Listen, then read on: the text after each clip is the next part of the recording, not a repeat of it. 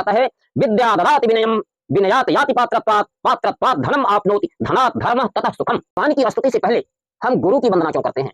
माता पिता की पूजा कैसे की जाती है? जब उद्धव जी ब्रज में आए हैं, उन्होंने गोपियों को ज्ञान का उपदेश देना शुरू किया। उस समय मां राधे ने कहा था, हे उद्धव, कृष्ण को देखना चाहते हो? तुम मथुरा में छोड़ के आए हो ना, देखो कृष्ण यही है। उनके सामने खड़ी हुई मां राधे मुरली बजाती हुई मुरलीधर के रूप में बदल गई। श्री कृष्ण आप सभी भक्तों को पंडित श्री लल्लन पांडे का जय श्री राम, जय श्री कृष्ण। प्यारे भक्तों, बहुत से भक्तों ने पूछा है कि हम जो 3 श्लोक बोलते हैं शुरू में, उसका अर्थ क्या है? तो सुनिए, पहला श्लोक जो है वह गुरु की वंदना है। अखंड मंडलाकारम का अर्थ है अखंड मंडल के आकार का जो हो। अखंड मंडल किसे कहते हैं? यह आप आकाश देख रहे हैं ना, अनंत आकाश। ऊपर देखिए, जहां तक दृष्टि जाती है वहां तक अनंत है। सामने जहां तक भी दृष्टि जाती है, क्षितिज के ओर छोर, आप पृथ्वी पर चाहे जहां भी चले जाएं, सब तरफ ओर छोर। आज तक सारे वैज्ञानिक, सारे लोग इस ब्रह्मांड का ओर छोर नहीं पा सके। तो जो ऐसा अनंत है, जो ऐसा मंडलाकार है, जो बिल्कुल ही अखंड है, ऐसे हमारे परमेश्वर है। यानी अखंड मंडलाकारम, जो अखंड मंडल अनंत आकाश के समान है। अव्याप्तम जैन चराचरम, जो चर और अचर सब में व्याप्त है। चर का मतलब मनुष्य, पशु, पक्षी, जीव जंतु, जितने चलने वाले प्राणी हैं ये चर है। और अचर कौन है? जैसे वृक्ष है, ये भी जीव है पर ये अचल हैं, चर नहीं, चल नहीं सकते। तो चर अचर जितने भी जीव हैं, सब में जो भगवान व्याप्त हैं, उस प्रभु को, यानी अखंड मंडलाकारम, जो अखंड मंडल के आकार का है, यानी अनंत ब्रह्मांड के समान, अनंत आकाश के समान जो विशाल और अनंत है, और जो परमेश्वर कण कण में व्याप्त है, तत्पदम दर्शितम जेन, उस परमेश्वर के चरणों का जिसने दर्शन कराया, तस्मै श्री गुरुवे नमः, उन गुरुदेव को नमस्कार है। इसके बाद दूसरी स्तुति हम कहते हैं, मूकम करोति वाचाल पंगुलंघयते गिरिम जत कृपा तमहम वंदे परमानंद माधवम। यानी जत कृपा, जिसकी कृपा से, मूकम करोति वाचाल, अगर उस परमेश्वर की कृपा हो जाए तो मूकम, गूंगा भी बोलने लगता है, और पंगु चढ़े गिरवर गहन, जो लंगड़ा है वह भी चलने लगता है, और जो बिल्कुल परमानंद है, माधव है, उन भगवान को हम प्रणाम करते हैं। पहले हम गुरु की वंदना किए, उसके बाद भगवान को प्रणाम किए। फिर तीसरा श्लोक है, आद्या शक्ति स्वरूपाय परमानंद कारणे उभौ रूपम समाविष्टम राधे कृष्ण नमाम्यहम्। यह माता राधे और भगवान कृष्ण की वंदना है। उभौ रूपम, यानी दोनों रूपों में आपने कई जगह देखा होगा, कृष्ण ही राधे हैं और राधे ही कृष्ण हैं। इसका एक बार प्रत्यक्ष उल्लेख आता है श्रीमद् भागवत महापुराण में। जब उद्धव जी ब्रज में आए हैं, उन्होंने गोपियों को ज्ञान का उपदेश देना शुरू किया। उस समय मां राधे ने कहा था, हे उद्धव, कृष्ण को देखना चाहते हो? तुम मथुरा में छोड़ के आए हो ना? देखो कृष्ण यही हैं। उनके सामने खड़ी हुई मां राधे मुरली बजाती हुई मुरलीधर के रूप में बदल गई। उद्धव जी आश्चर्यचकित होकर देखने लगे। अगले ही क्षण मुरली बजाते हुए राधे भगवान कृष्ण मां राधे में बदल गए। यानी कई बार मां राधे से कृष्ण में और कृष्ण से राधे में बदल गए। अब उद्धव जी का ज्ञान खुल गया। हे मेरे भक्तों, हे प्यारे भक्तों, भगवान कृष्ण और राधे में कोई भेद नहीं है। इसीलिए कहा गया है कि उभौ रूपम समाविष्टम, यानी जो राधे हैं, जो कृष्ण हैं, जो दोनों रूपों में दिखलाई देते हैं, उनको नमस्कार है। और आद्या शक्ति स्वरूपाय, मां राधे आद्या शक्ति है, ज्ञान स्वरूपिणी है, परम ब्रह्म स्वरूपिणी है, आद्या शक्ति स्वरूपाय परमानंद कारिणी, परम आनंद को देने वाली हैं। उभौ रूपम समाविष्टम राधे कृष्ण नमाम्यहम्। इन 3 स्तुतियों को करके और हम आगे कथा शुरू करते हैं।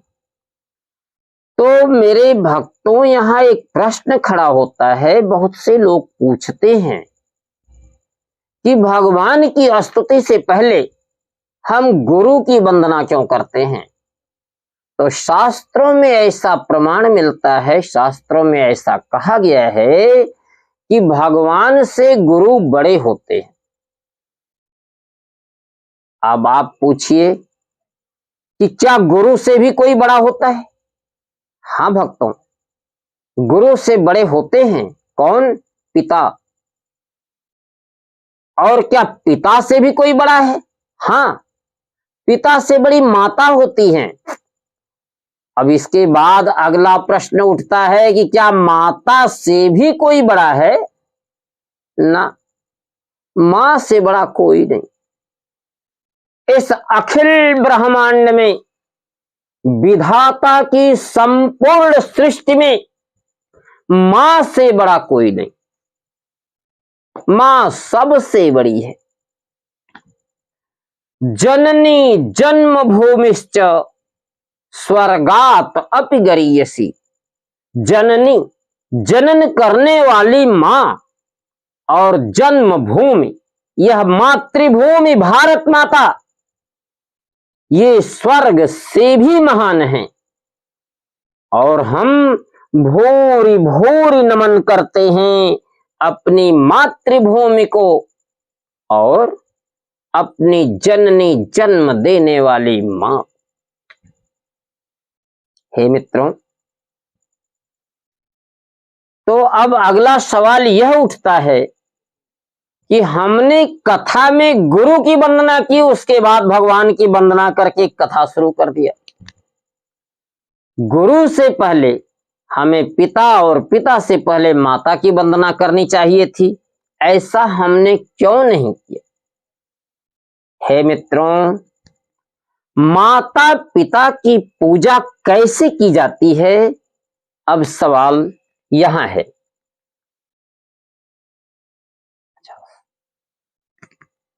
देखिए, माता पिता की पूजा अलग अलग स्थितियों में अलग अलग ढंग से की जाती है। जिस समय हम बच्चे होते हैं, उस समय हमारे माता पिता जुआ होते हैं।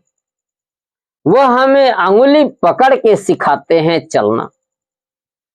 उस समय उनके दिए हुए ज्ञान को हम ग्रहण करें, उनके बताए हुए मार्ग पर चलें। बचपन में माता पिता की यही पूजा है। और इस ढंग से चलें कि हमारे कार्यों से माता पिता की प्रतिष्ठा बढ़े। हम घर में रहें, परिवार में रहें, गांव समाज में रहें, विद्यालय में रहें, जहां भी जाएं, ऐसे कर्म करें कि कोई कहे कि हाँ किसी का पुत्र है, किसी की पुत्री है, यानी हमारे आचरणों से हमारे माता पिता की ख्याति बढ़े, माता पिता प्रसन्न हों। यह बचपन में माता पिता की पूजा इस ढंग से की जाती है।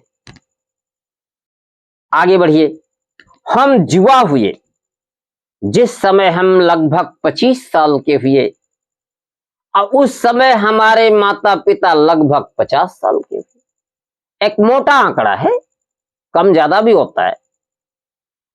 तो मान लीजिए जिस समय हमारे माता पिता 50 साल के हुए या 40 साल के हुए, 45 साल के हुए, उस समय तो उनको किसी सेवा की जरूरत नहीं, क्योंकि वह लगभग स्वस्थ हैं और वह अपने हर दिनचर्या, हर क्रियाकलाप को स्वयं ही कर ले रहे हैं। तो इस स्थिति में माता पिता की सेवा कैसे की जाए, पूजा कैसे की जाए? देखिए, अब हम हुए हैं लगभग 20 साल से 30 साल के बीच में, हमारे माता पिता की उम्र है लगभग 40 से 50 साल की। इस समय भी हमारे माता पिता बिल्कुल स्वस्थ हैं, लेकिन इस समय माता पिता की इच्छा क्या होती है? हर माता पिता की इच्छा होती है कि उसका पुत्र, उसकी पुत्री पढ़कर लिखकर अच्छे कार्य को प्रारंभ करे, योग्य बन जाए। तो पहला कर्तव्य क्या है? माता पिता की पूजा क्या है? हम मेहनत से पढ़ें, अच्छे शहूर सीखें, अच्छे आचरण सीखें, समाज में अच्छे ढंग से रहें, ताकि हमारी ख्याति बढ़े और हमारे आचरणों से लोग कहें कि हाँ किसी का पुत्र है। तो इस उम्र में माता पिता की इस तरह से पूजा की जाती है, इससे माता पिता प्रसन्न होंगे और समाज में हमारे आचरणों से हमारी ख्याति तो बढ़ेगी ही, हमारे माता पिता की कीर्ति भी बढ़ेगी। और मित्रों, इसके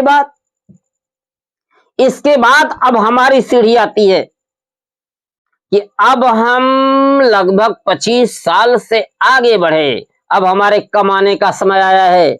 अब तक हमने पिता की कमाई खाई है और अब हमें कमा करके पिता को देने का समय आ गया। यही वंश परंपरा है और यह आज से नहीं, ब्रह्मा जी की सृष्टि रचना हुई तब से चलता आ रहा है। हमारे दादा ने हमारे बाबा को पाला, हमारे बाबा ने हमारे पिता को पाला, हमारे पिता ने हमको पाला और हम अपने पुत्रों को पालते रहेंगे। यह परंपरा एक से आगे एक बढ़ती चल रही है, यही सृष्टि की परंपरा है।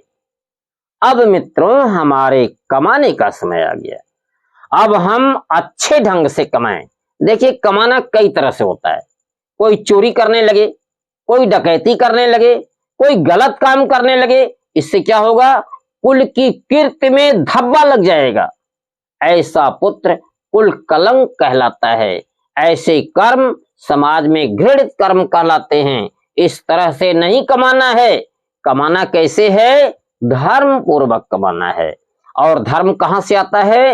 विद्या ददाति विनयम, विनयात याति पात्रत्वात्, पात्रत्वात् धनम आपनोति, धनात् धर्मः ततः सुखम। यानी अधिक धन कौन कमा सकता है? जो अधिक विद्वान हो। सबसे पहले विद्या ग्रहण करें, विद्या ग्रहण करें। तो विद्या से क्या आएगी? विनम्रता। विनम्रता से क्या आएगी? सज्जनता। और सज्जनता के बाद क्या आएगा? उचित अनुचित का विवेक।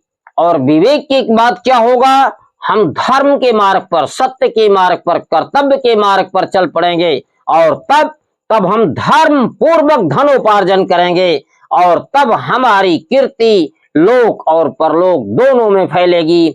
हम जहां भी रहेंगे, जिस समाज में रहेंगे, उस समाज में आदर के पात्र होंगे।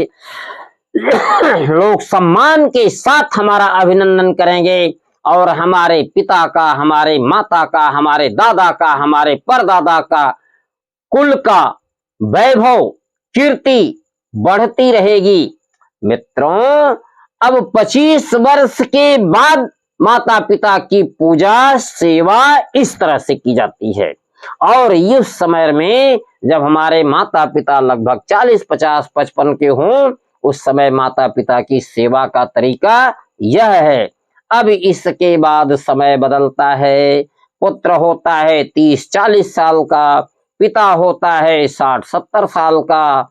मेरे प्यारे साथियों, यह समय अब माता पिता की सेवा का है।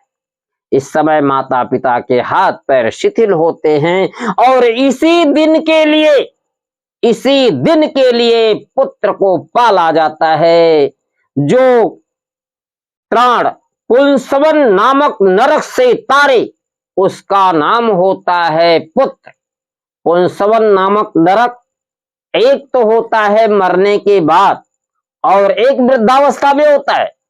यानी वृद्धावस्था में जब लाठी के सहारे चल पड़े माता पिता, जब माता पिता के शरीर शिथिल हो गए, उन्हें सहारे की जरूरत पड़े, तो उस समय जो सहारा बनता है उसका नाम है पुत्र। कभी माता पिता ने अंगुली पकड़ा करके बच्चे को चलना सिखाता है, और कभी पुत्र अपने पिता के कंधे पर हाथ रख करके, पिता को गोद में लेकर के पिता की सेवा करता है, उसी का नाम है पुत्र। मेरे साथियों, वृद्धावस्था में माता पिता की सेवा का यह तरीका है। इसके बाद का नंबर आता है जब माता पिता स्वर्गवासी हो जाते हैं, उस समय भी माता पिता की सेवा की जाती है। कैसे? उस समय माता पिता की सेवा का तरीका ये है कि सुबह और शाम अपने स्वर्गवासी माता पिता को कम से कम एक बार याद कर ले, जिसने हमें पाला पोसा बड़ा किया और अपने जीवन का सर्वस्व हमारे लिए छोड़कर चले गए। हर पिता, हर माता अपने पुत्रों के लिए क्या नहीं करता है, वह जो भी कर सकता है अपने पुत्रों के लिए कर जाता है, और जीवन भर जो भी कमाता है वह अपने पुत्रों के लिए छोड़ जाता है। तो क्या मेरे साथियों, पुत्र का ये कर्तव्य नहीं बनता कि पिता और माता को कम से कम सुबह शाम 24 घंटे में 2 बार, एक बार सोते समय और एक बार जागते समय याद कर ले। इसके बाद अगली पूजा क्या है? देखिए, शास्त्र कहता है कि पुत्र 3 प्रकार के होते हैं, पूत, कपूत और सपूत। पहली सीढ़ी में आइए, पूत किसे कहते हैं? देखिए, कुछ पुत्र ऐसे होते हैं जो पिता की कमाई हुई संपत्ति को बर्बाद नहीं करते, बढ़ा तो नहीं पाते, लेकिन कम से कम घटने भी नहीं देते, जितने का उतने पर छोड़ देते हैं और उसे अगली पीढ़ी को सौंप देते हैं। साथ ही समाज में एक सामान्य जीवन जीते हैं, प्रतिष्ठित जीवन जीते हैं, कोई ऐसा कर्म नहीं करते जिससे कि पिता की कीर्ति में किसी प्रकार का कलंक लगे।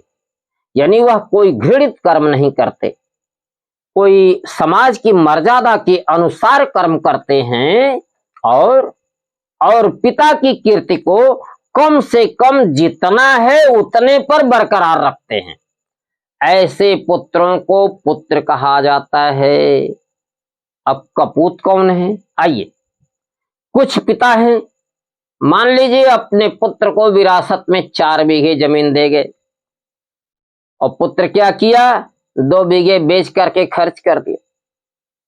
यानी पिता की कमाई हुई संपत्ति को बट्टा लगा दिया।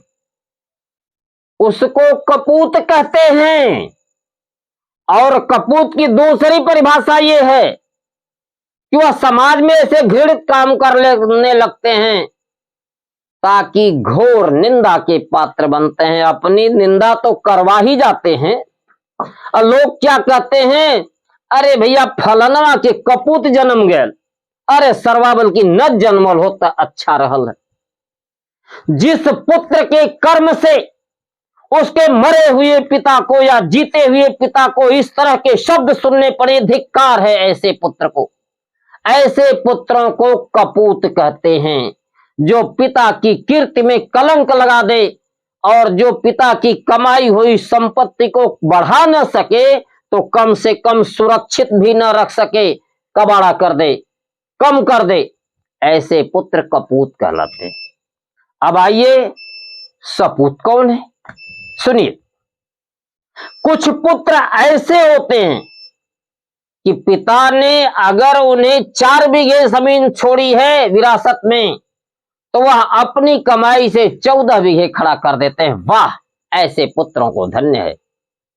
वह ऐसा काम करते हैं कि उससे अगर पिता ने 4 गांव में अपनी प्रतिष्ठा फैलाई है तो वह 40 गांव में अपनी प्रतिष्ठा फैला देते हैं। लोग कहते हैं किसका पुत्र है?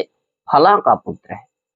तो ऐसे कर्म करो कि तुम्हारे माता पिता की कीर्ति, तुम्हारे दादा परदादा की कीर्ति आसमान में लहराए। ऐसे पुत्रों को सपूत कहते हैं। मेरे प्यारे साथियों, मरने के बाद भी अपने पिता की, अपने दादा की, अपने माता की, अपनी दादी की, अपने पूर्वजों की यही सेवा है कि हम उनकी परंपराओं का पालन करें, उनकी मर्यादा को आगे बढ़ाएं, उनकी संपत्ति को आगे बढ़ाएं। यह हमारा कर्म भी है, यह हमारा धर्म भी है और यह हमारा कर्तव्य भी है और यह हमारे माता पिता दादी दादा की वास्तविक सेवा है कि हम एक महान इंसान बन सके।